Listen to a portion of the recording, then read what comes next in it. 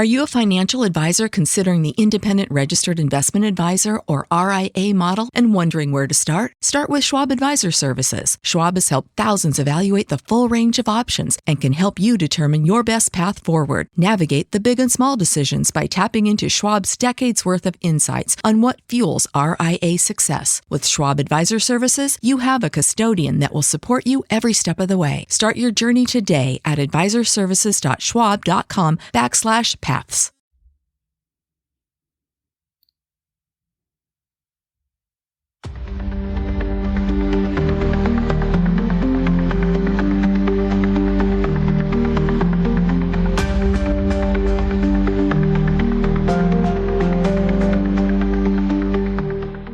Hello, everybody, and welcome to this episode of True Crime Time for Tuesday, January 21st, 2025, and I'm Woody Overton. I'm Cyndi Overton. And we are back bringing you crime time, right? Yes. And it's natural recording this early, but it's in the teens outside today, Cyndi.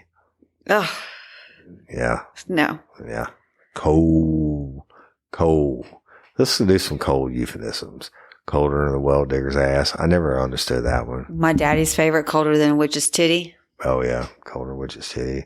What does that even mean? I don't know. I don't know what a colder than My well daddy digger's loved ass that. means. The Cold as F. I know, but there's got to be. Let me Google it or ask Siri. Okay. What are some colder than euphemisms? Sure.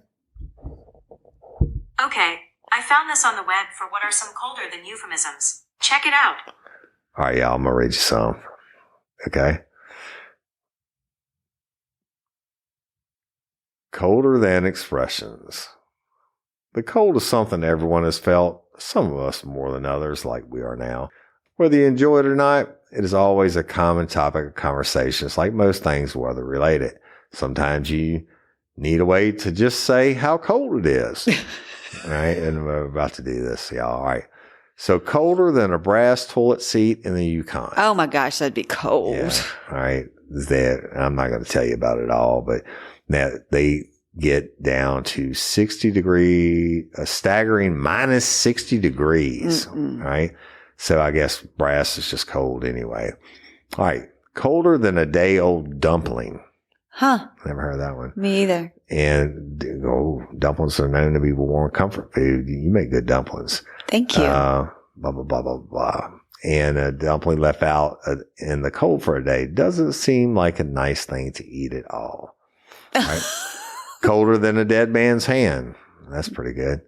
Because they're pretty cold after there's no blood going through those. Yeah, for a while. I have to bend down for a minute. Colder than the Finnish winter. Colder than a mother-in-law's kiss. Colder than a penguin's tuxedo. Colder than a polar bear's toenails. That's funny. Colder than a steel plate in Antarctica. Colder than a toilet seat made of brass on the shady part of an iceberg. You can take a shit in the sun. Colder than the Eskimo's outhouse. That's cold. Colder than the hinges of hell. I like that. Colder than the shady side of a banker's heart. Yeah. Colder than a grave digger's. Oh, that was another one. Colder than a grave digger's ass, I thought too. But colder than a grave digger's shovel. Colder than a skinny dipping in a snowstorm. Colder than a reindeer's antlers. Colder than a bucket of penguin poo. What? Colder than a cast iron toilet. Colder than a gold digger's heart. Colder than a landlord's heart. Colder than a mixture of acetone and dry ice. Whatever the fuck. It goes on and on and on. On and on and on. Colder than a witch's belt buckle. And colder than penguin snot. That's disgusting. Here's one for kind of true crime, for murder and shit. Colder than moonlight on a tombstone. Ooh. Oh, you know what I forgot to mention in yesterday's show? This Friday night, Yes. A&E, Cold Case Files, Murder in the Bayou, Part 5. Episode We are 5, going to be featured, and according to Coco's case, is featured, but the description says, you know, about how she was dumped in Winnie, Texas, and the case went cold. And so a retired detective turned podcaster brought it to whatever they say. So y'all check it out Friday night. I think it's at 9 o'clock. It's 8 or 9 o'clock Central Standard Time. I know you can get it on Prime, but it's also on like Hulu or wherever you get wherever you can get A&E. Yeah. There's a bunch of different streaming platforms that have it. I imagine regular cable still has it if anybody has that. Yeah, I don't know. Does anybody have that? I don't know. We don't have it. No. I bet you we pay a lot more and all the streaming we pay a services. heck of a lot more than what we did for cable. So let's get down to some true crime time for Taco Tuesday. Oh my goodness. All right. We're going to start off with... It's time for Effed Up Professionals. We're going to go to New Jersey. Jersey.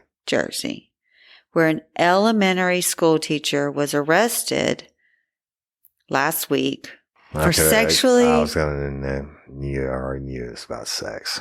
Assaulting a student who lived with her for several years. Oh, it's a female. Oh, yeah. Yeah. She was impregnated by the victim and had his child. Mm-hmm. Laura Karen, who's a fifth grade teacher. Like he used to be. I just can't. At Middle Township Elementary School, had an inappropriate sexual relationship. It's called rape. Yeah. With a student when they lived together at Karen's home in Cape May Courthouse, an unincorporated community between the years of 2016 and 2020. So she had access to him for 4 years. Mm-hmm. She's now 34.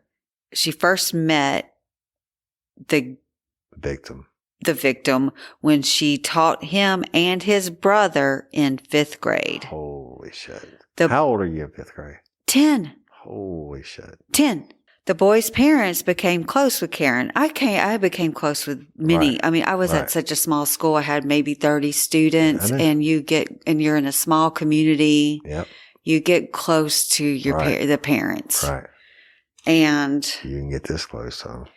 Well, she became close to the parents, and they allowed their sons and daughter to spend some nights at Karen's house over the years. You got them, groomed them. But then the children stayed there permanently. They just moved in with her in 2016 for a period of time. Mm-hmm. The boy's sister. Wait, so 16 is the start when he was 10 was when? What year?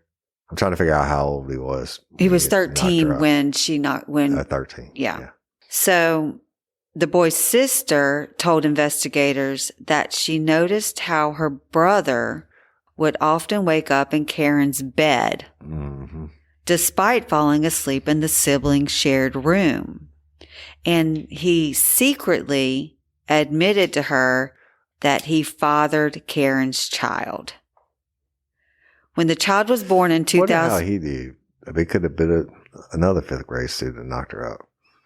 Well, maybe she swore, "You're the only one I'm raping, I promise." Well, we're going to have a baby together. I can probably explain a little bit. All right. When the child was born in 2019, the victim was 13 years old and she was 28.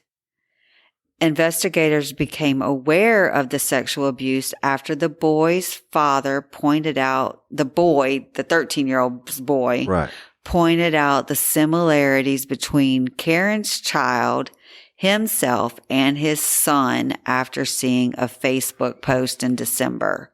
So he looked at Karen's baby and was like, that looks like my 13-year-old did. Right. And it looked like me. And now I'm a grandfather. Yeah. Like at least 10 years too young. So Karen was arrested on January 15th and faces charges of aggravated sexual assault, and endangering the welfare of a child. She is being held at Cape May County Correctional Facility pending her initial court appearance. It's unclear if she's entered a plea, blah, blah, blah.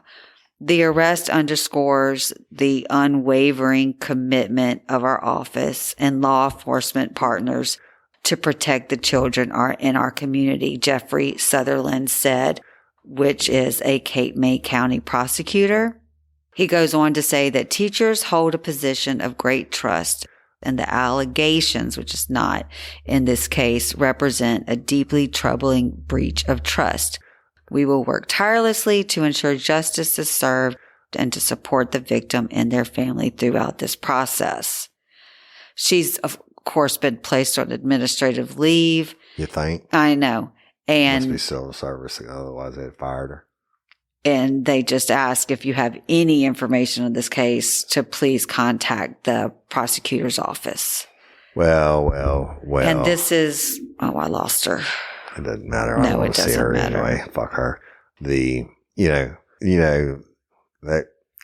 kind of a freebie for the cops. It's like, now grandfather brings it in and it's like, hey, I think this is wrong, or this might be what it'll be. And so the cops get on it and it's like a slam dunk. Yeah. You got DNA, right? And there's no getting out of that, whatever. So it reminded me, of course, of David and Christina Constance when Christina came in that day and I was busy and they said, they need to talk to the detective. You have time? And no, I don't. But come back here anyway. And she said, my husband made me have sex with his nephew, 13, I think the boy was. And I'm like, okay, it's no Livingston Parish deal here. And then the next words out of her mouth, and he made me give her 7-year-old son a blowjob. And I was like, oh, stop. You have the right to remain silent, blah, blah, blah, blah. Right. And so that was a freebie, right? Came in the door and confessed, and we did what we did on it. But this, I'm going to tell you another freebie for the cops. All right. And this one is bizarre. So a Maryland man, what's the motto for Maryland? No idea. Me either. I know they're the Terrapins, their football team. But anyway, Baltimore played on Sunday. We don't know. That's going to be a great game. But anyway, a Maryland man walks into a Baltimore police station. He wanted to see the detectives. Okay. So they got him some detectives. And you know what he did? He confessed to 2 murders that he committed over 10 years before. I mean, he was just eating at him? I guess. His name was Scott Barnett. And he's 45 years old.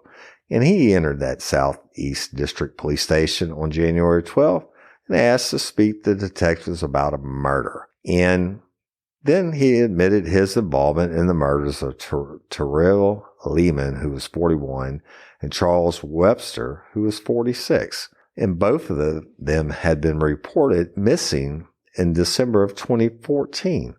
But their bodies had never been found. So the case was cold. And Barnett, then, he's got diarrhea of the mouth.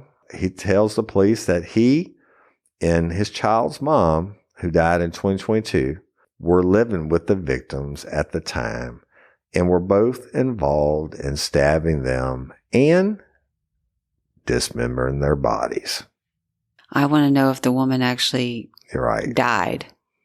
Or if she was murdered. That's a good question. Yeah. So he then proceeds to have diarrhea of the mouth more, and he tells the cops that he discarded the remains in various trash cans around the city.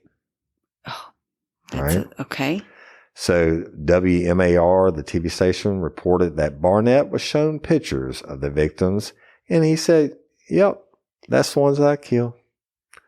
And police said that Barnett wrote, quote, I stabbed her and I killed him on the photos. That's crazy. Yeah. And now, of course, he's charged with 1st and 2nd degree murder after his confession. And that's the end of that story. Did he implicate anybody else? Oh, the girl, the woman that died. His wife. That died. Yeah.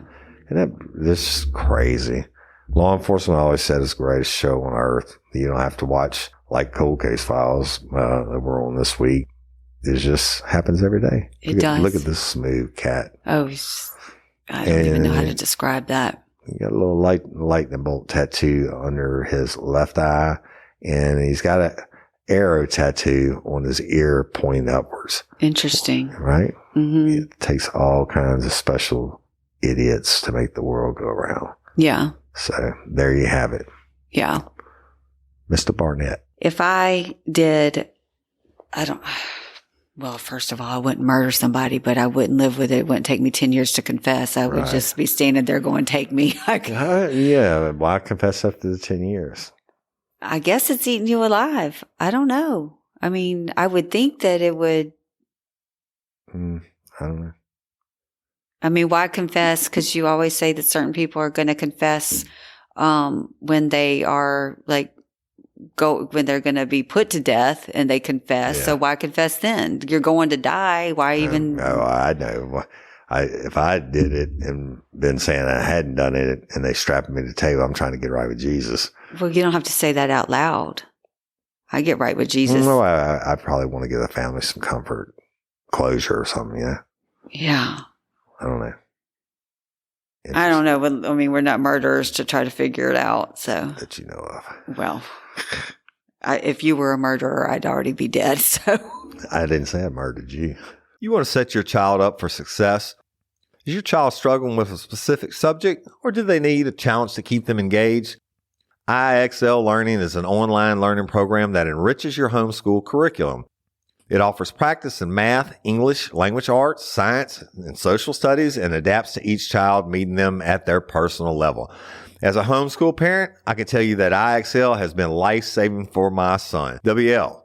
He uses IXL every day, and it allows me to tailor his learning experience based on his specific skills, not just his grade level.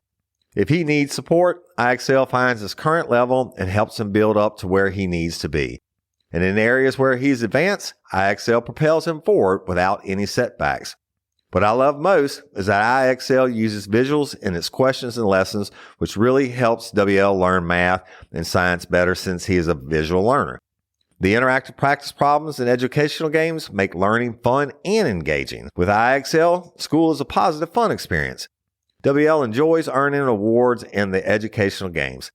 IXL is trusted by 15 million students worldwide and has proven to improve in performance in over 75 scientific research studies.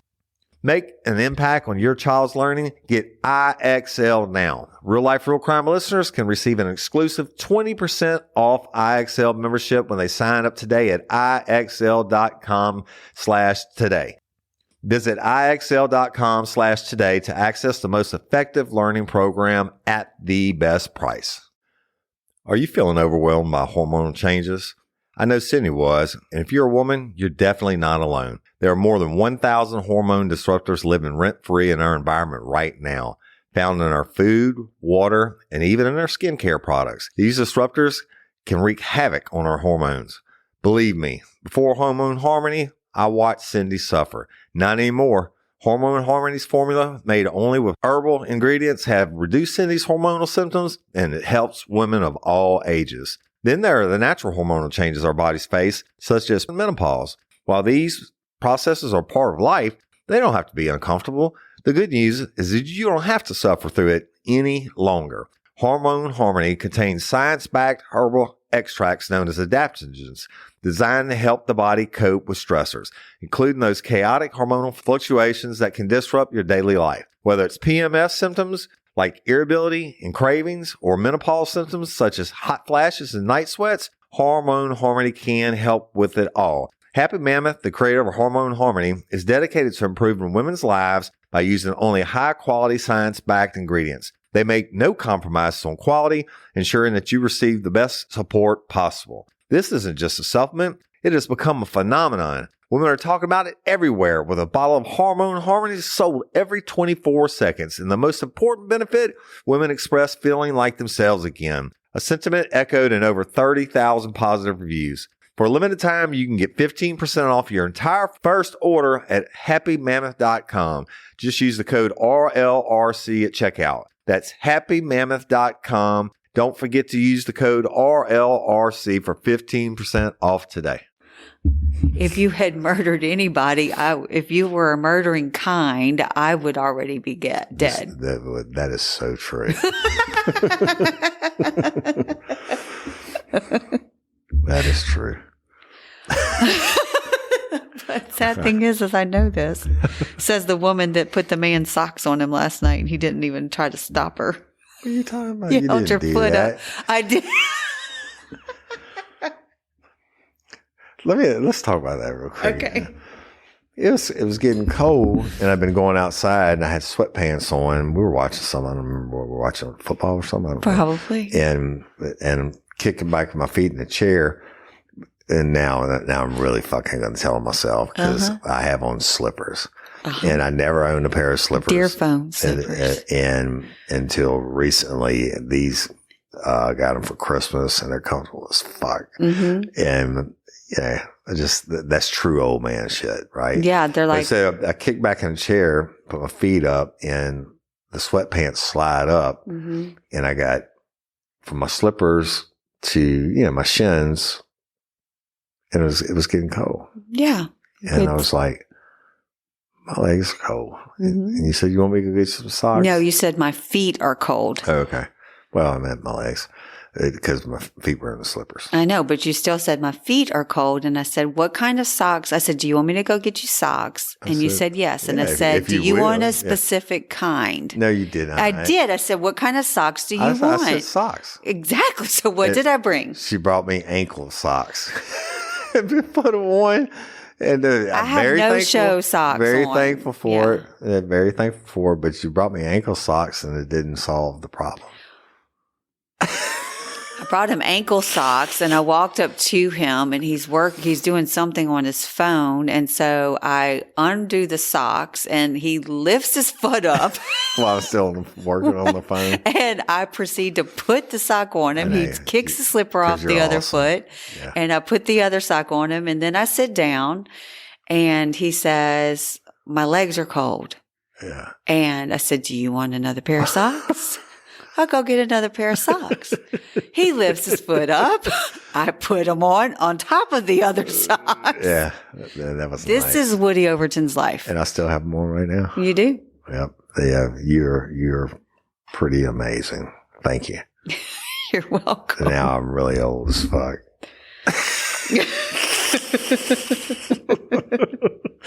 All right, go ahead. I'm going to get really I've honestly never had a story that came with a content warning.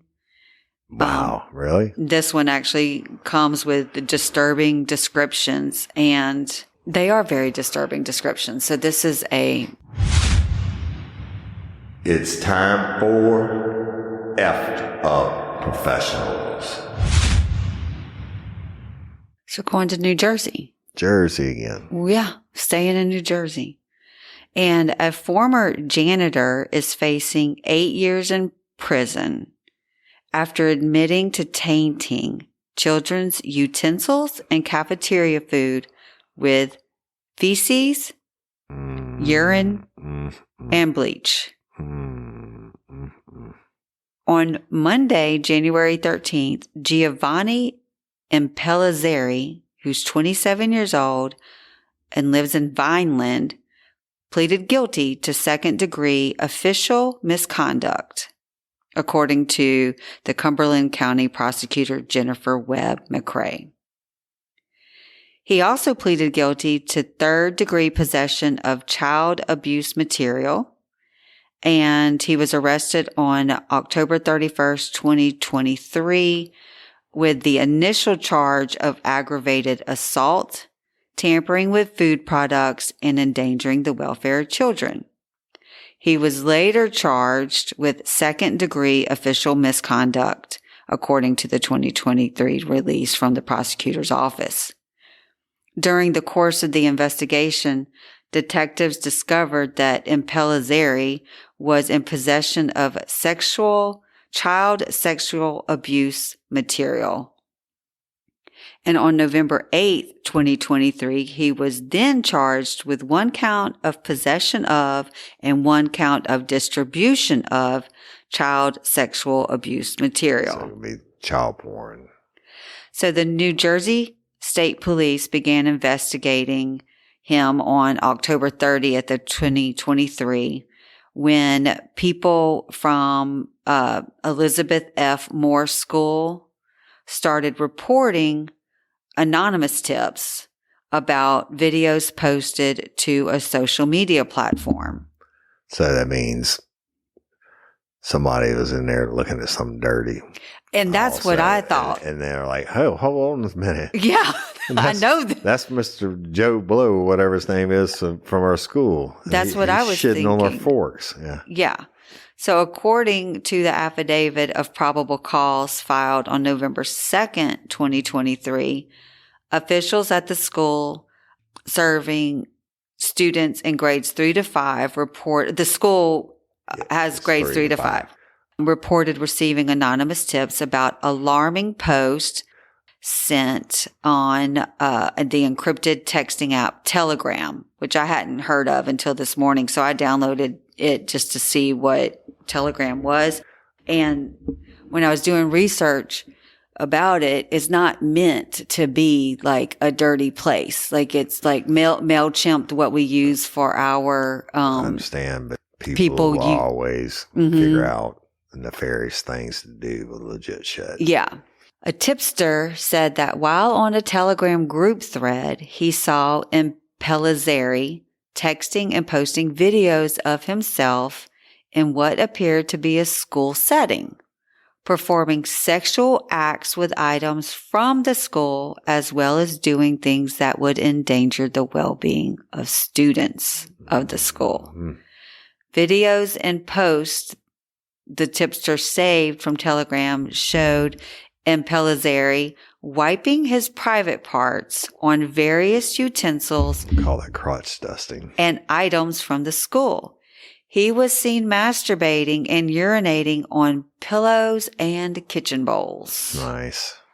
One video showed him spraying bleach into a container of cucumbers that was later served to children at the school. Nice. Obviously, with the intention of harming the students.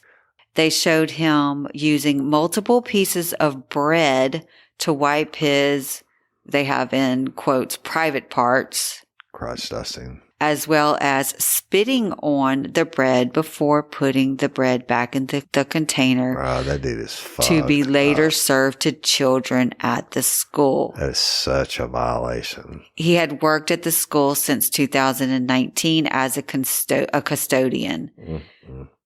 The health department wants to ensure everyone that all of the food prep and utensils and services have now been properly sanitized. Any food products in question have been discarded. Officials collected bodily fluid specimens from the defendant, determined if there was any potential for infectious disease transmission to anyone. In case he has a clap, gonorrhea. And health officials concluded that any risk to anyone who came in contact with any of the food or items were minimal. Minimal. Tell the parents that. Yeah, mentally. Yeah, fuck that. Minimal. How about mental scarring? Exactly. That dude's going to get his ass beat. So on Monday's hearing, I don't remember what the date was, but it says that Lindsay Seidel, who's the assistant prosecutor, asked him if his intent was of placing bodily fluids on food and objects in the school was meant to harm the children. And he said yes. Well. He also admitted to having been in possession of videos in his cell phone depicting child sexual abuse, including explicit videos involving toddlers and infants. Man. You know, the story reminds me of Denny Perkins, who was a high-ranking sheriff's office official, and his wife Cyndi was a 5th grade teacher, and they had videos of him masturbating on pedophores, which she then took to her classroom and fed to her students and took pictures and videos of. I mean, come on, man. It's gross. There's nothing more fucked up than that. Of course, he got 100 years. They did a lot of other shit too. Rapes and child rapes and knocked out people rapes and everything else. And I mean, you would think that you go to your cafeteria and get your BLT sandwich and it's not going to have somebody's taint on it. Taint butter or whatever you want to call it. Taint your balls, taint your ass. All of nasty, nasty shit. And that is definitely It's time for Effed Up Professionals. Well, last time we did one, so I'm going to do another one.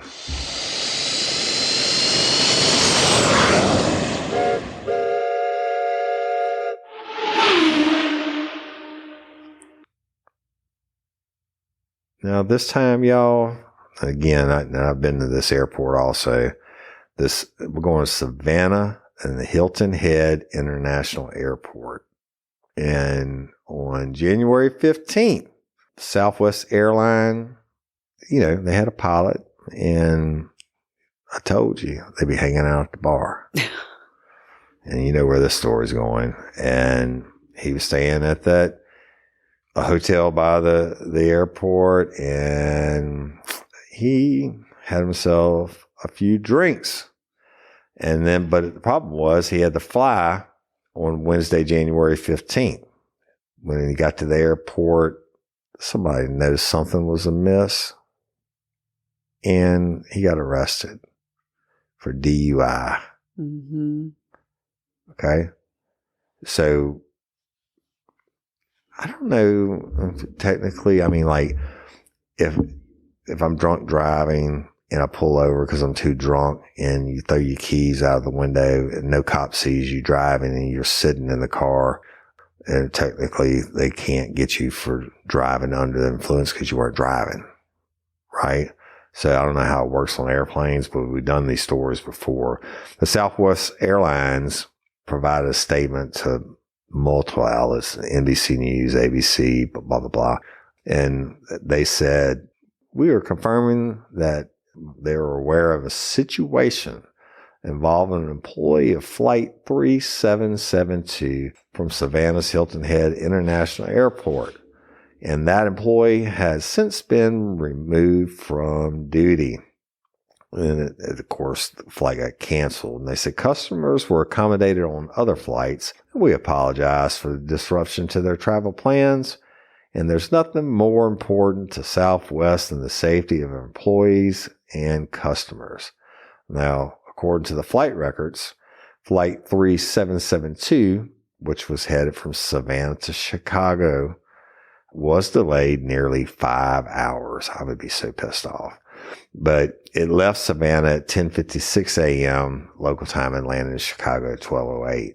But pilot David Paul Alsop was arrested on Wednesday morning, and this according to the arrest records from Chatham County Sheriff's Office. He's 52 years old, so he's been doing it for a minute.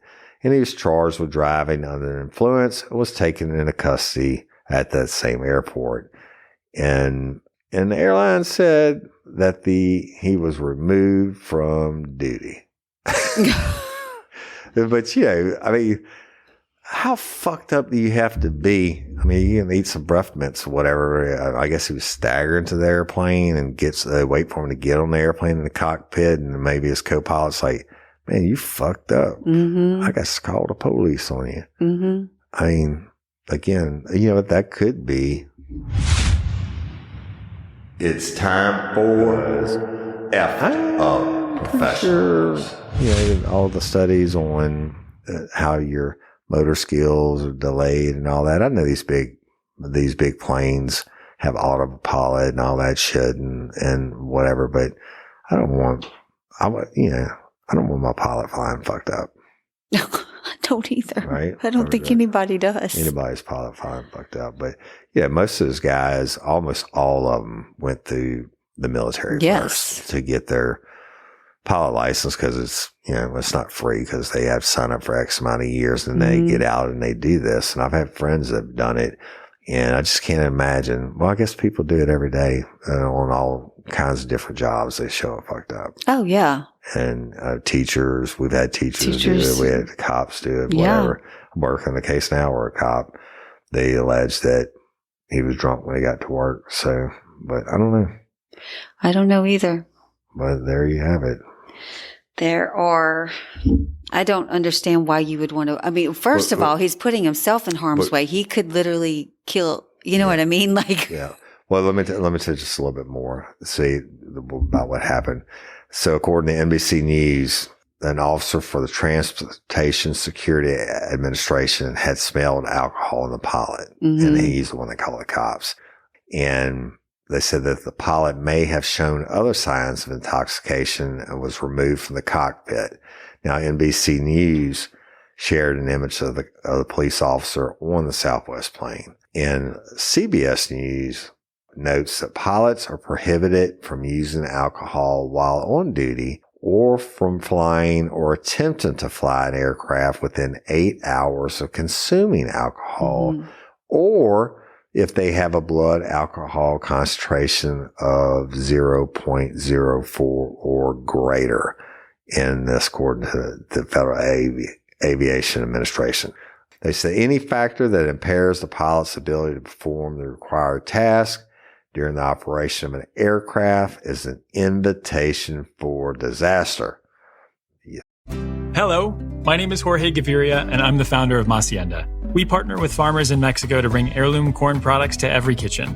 With my Spark Cash Plus card from Capital One, I earn unlimited 2% cash back on every purchase.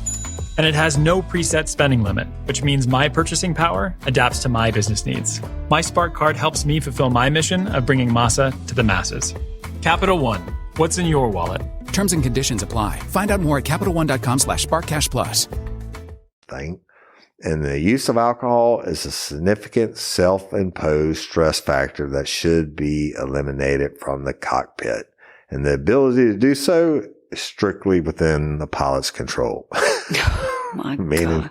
I guess nobody held a gun to his head. Yeah. So back in March, and I never reported on this, back in March of 2024, a Delta Airlines pilot was sentenced to 10 months in jail after reporting for duty intoxicated at Scotland's Edinburgh airport. And at the time, a Delta spokesperson told People magazine that the airline was aware of this incident and they removed the pilot from service while conducting a thorough investigation in coordination with the Scottish authorities. So anyway.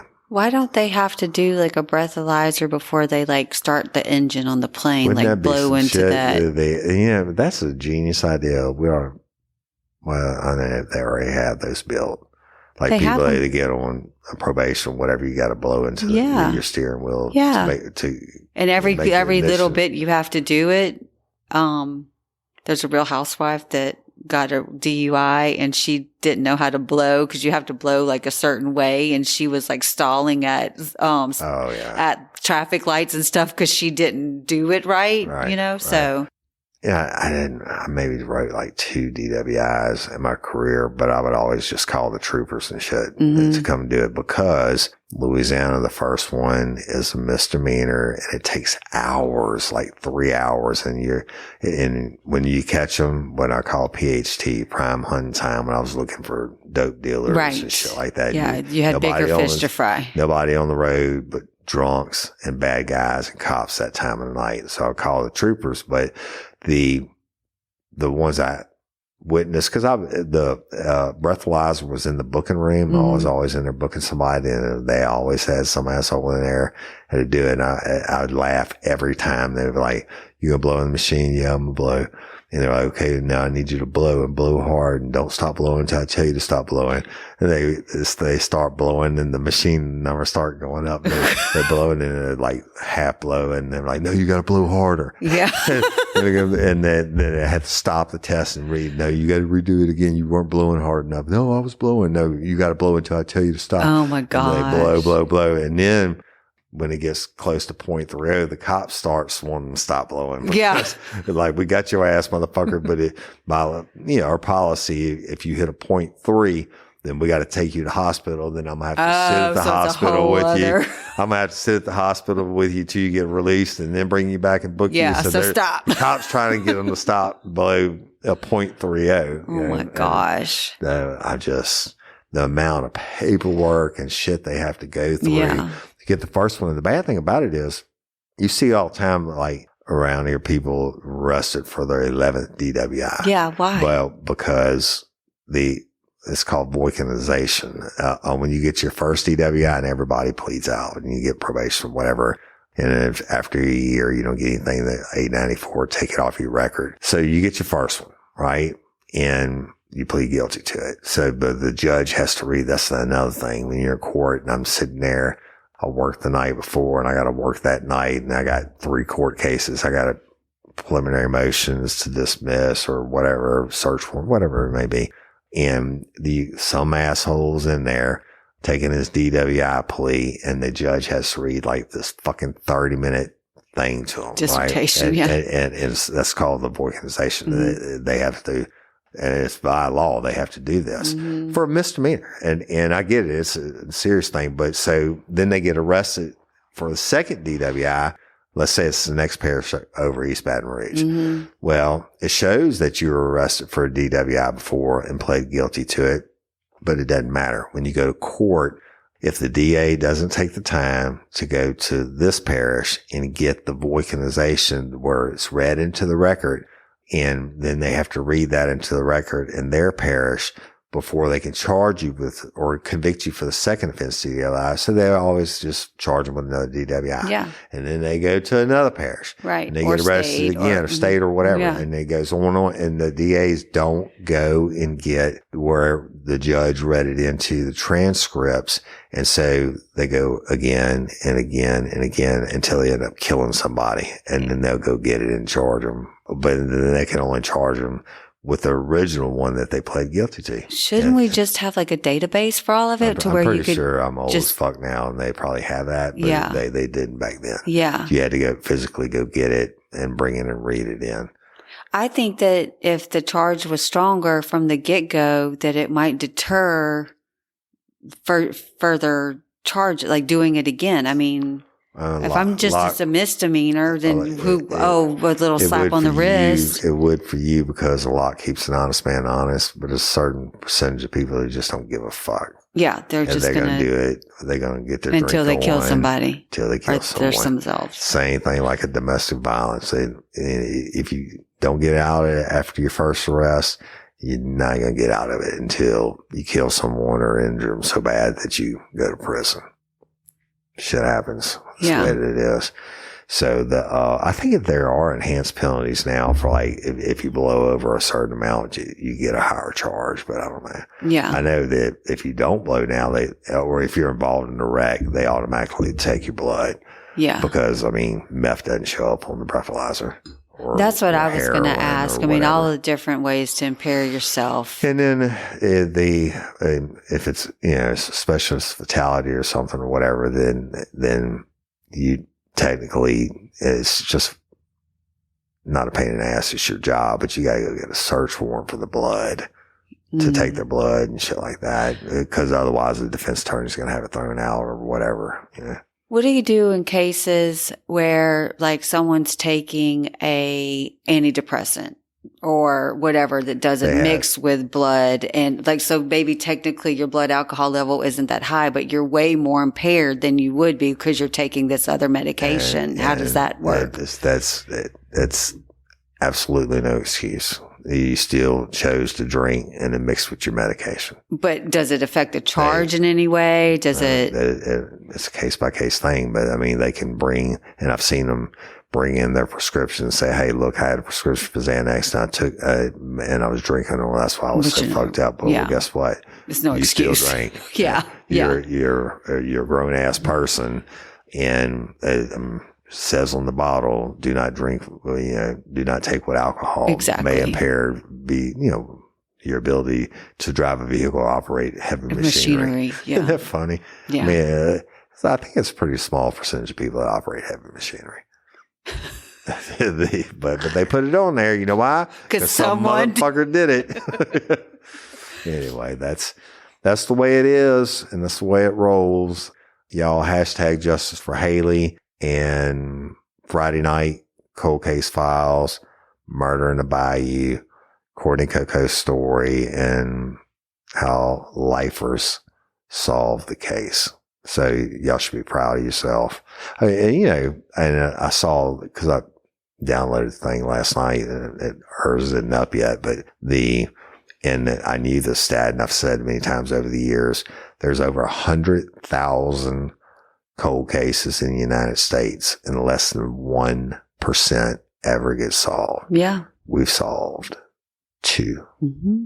So, and we're trying to, well, Haley's sitting really cold, but we've solved 2. We're trying to solve 3 with Miss Barbara Blunt. So y'all continue calling your tips on that. And we're never going to quit working. And it's just, we just need a little bit more.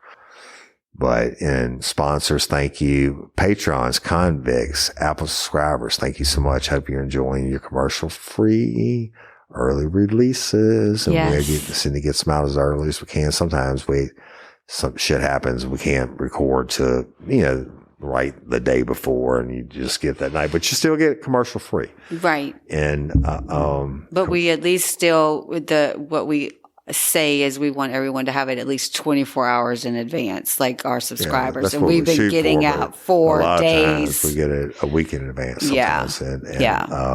And of course, there's bonus episodes and all that. Go download the Real Life Real Crime Community app. I go there first every morning before I go everywhere else. And it is a strong community of loving people and 30-some thousand. Right? Very respectful discourse, even if you don't agree. And we are the only ones that censor it. Yes. And there's no other app like ours. Yeah. A true crime app. There's not. I mean. And it's got everything, merch store, and forums and games and whatever, all the episodes and what have you. So stay warm.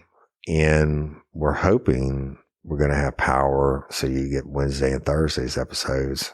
I was thinking we can just plug this into your truck or my car and we can record away. That is true. I forgot about that.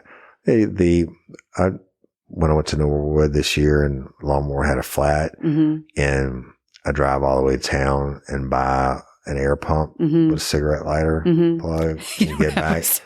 My new truck doesn't have a cigarette lighter. No. It's like, fuck. And it's like, it's a 20-minute ride to town and 20-minute ride back. Easy. So then I had to go buy one. And I know why the cigarette lighter not battery charger. Was it battery charger? No, it's tire pump. But it's so fucking cheap because nobody has them anymore. And then I had to pay $100 for one that plugged into the outlet of my truck. So you're right. We'll bring it to you. From a car. Rain, sleet, snow, or shine. We're going to get you. True crime. On time.